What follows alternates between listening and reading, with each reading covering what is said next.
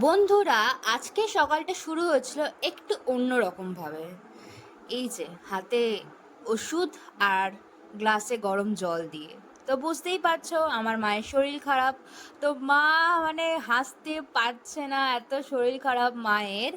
তো এখানে আমি মাকে গরম জল দিয়েছিলাম, চাও আমি করে এনেছিলাম। তো দেখতেই পাচ্ছ, তো আজকে আমাকেই সব কিছু করতে হবে, তো চলো কাজে লেগে পড়ি। তো দেখতেই পাচ্ছ এখানে কত বাসন রয়েছে, বেশি নোংরা নেই রান্নাঘরটা।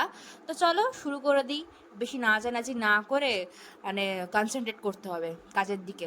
চলো সব একদম ফাটাফাট ফাটাফাট করে আমাদেরকে সব মেজে নিতে হবে। তো মাঝে আমি এখানে একটা বক্তব্য পেশ করব, সেটা কিন্তু আপনারা মন দিয়ে আমি শুনবেন। বুঝতে পারি না মানুষ বাসন মাজার জন্য লোক কেন রেখে দেয়। বাসন মাজার জন্য লোক রেখে দিচ্ছে কেন? যে টাকায় বাসন মাজার লোককে দিচ্ছে সেই টাকায় পাতা আনে রাখলেই হয়েছে। পাতায় করে খেলো, খাওয়া দাওয়া করলো, ফেনা দিল, বাস। না খাটাখাটনি ঝামেলা, না ধোয়া মাজার ঝামেলা, আর না টাকা পয়সা যাচ্ছে, বাস। একটু বুদ্ধি দরকার, একটা বুদ্ধি দরকার।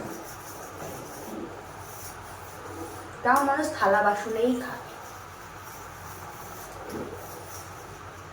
তো এখানে বাসন মাজা আমার কমপ্লিট হয়ে গেছে। তো আস্তে আস্তে রান্নাঘরটা পুরো পরিষ্কার হয়ে যাচ্ছে, সমস্ত কিছু মুছে টুছে নিয়ে একদম প্রিপারেশন করে পরিষ্কার পরিচ্ছন্ন রেখেছি। আর মাঝখানে এই চুঙ্গা পুঙ্গা মুঙ্গাগুলো চলে এসছে, ওদেরকে একটু খাবার দিতে হবে। তো একটু খাবার দিলাম ওদেরকে, খাবার টাবার দিয়ে দেখো একদম পুরো পরিষ্কার ঝা চকচকে করে দিয়েছি, একদম পুরো টকটকে, একদম পুরো দেখা যাচ্ছে কাঁচের মতো। আর এখানে কিছু কালকের ভাত ছিল, তো ভাতটা কিছু ব্যবস্থা করতে হবে, বুদ্ধি খাটাতে হবে। চলো এবার প্রথম কাজ হচ্ছে গিয়ে মায়ের জন্য একটু গরম জল করা। মা যেহেতু ঠান্ডা জল খেতে পারছে না, তো তাই জন্য মায়ের একটু গরম জল করতে হবে, ফ্ল্যাক্সে করে রাখি, মা করে করে খেতে পারবে। তো ততক্ষণে আমরা কি করব, এই যে লবণ আছে, লবণ শেষ হয়ে গেছে, সেটা আমরা এখন কৌটোর মধ্যে বলবো। আর কি, বৃষ্টি যেখানে সেখানেই ক্ষতি হয়ে গেল, ক্ষতি পড়ে গেল, কি আর করব, কাঁচি আনতে গেছিলাম, এখন আমার দোষ বলো, আমি কি করব এখানে? আমার কোনো দোষ নেই কিন্তু, বলে দিচ্ছি। তো চলো আবার রিপ্রসেসিং শুরু করি আমরা, কাঁচি দিয়ে কাটতে শুরু করে দিই। তো ক্ষতি হয়ে গেছে, আর কি করা যাবে, যাই হোক। তো যা হয়েছে হয়েছে।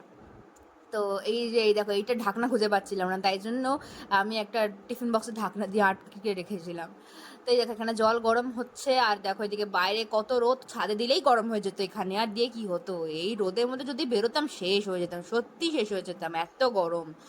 এই দেখো হয়ে গেছে আমাদের জলটা গরম। এই যে জলটা আমি আস্তে আস্তে পুড়ছি, কারণ কি ভাই বহুত ফুটন্ত জল।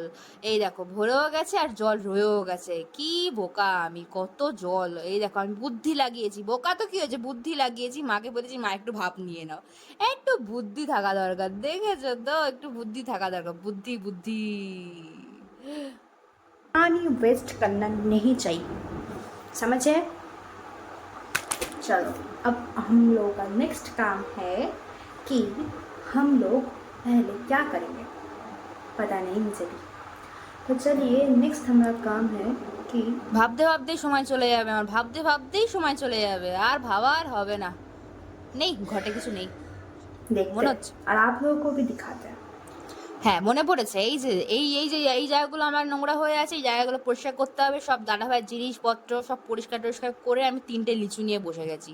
আমার ভাল লাগে না লিচু খেতে খুব একটা, আমার আঙ্গুর খেতে খুব ভাল লাগে। আমি এখানে বলছি আঙ্গুর খেতে আমার খুব ভাল লাগে, লিচি বিচি আমার অত ভাল লাগে না। আঙ্গুর আমার খুব পছন্দের, খুবই পছন্দের।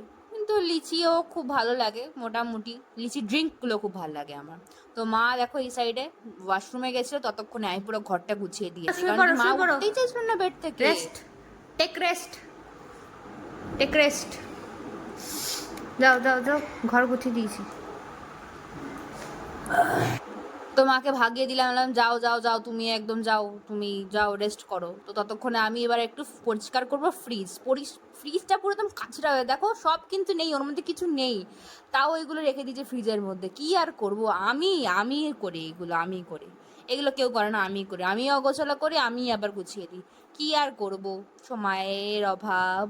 এই দেখো এতক্ষণ ধরে পরিষ্কার করার পরে রিওয়ার্ড তো কিছু পাবো না, কি দেখো আম পেয়ে আমি খুব খুশি হয়ে গেছি ফ্রিজের মধ্যে। এটা সবচেয়ে বেশি টকটকে লাল ছিল, তাই জন্য নিলাম।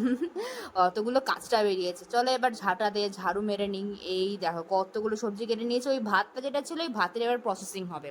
ঠিক আছে, তো চলো কড়া ভরা বসিয়ে নিয়েছি, না পরিষ্কার ঝাঁ চকচকে মানে সরি রান্নাঘরে সুন্দর করে একদম রান্না করতে বসেছি। খুব ভাল লাগে লাগে, পরিষ্কার পরিচ্ছন্ন রান্না করে রান্না করতে খুব ভালো লাগে। তো চলো দেখাচ্ছি কীভাবে রান্না করছি আমরা।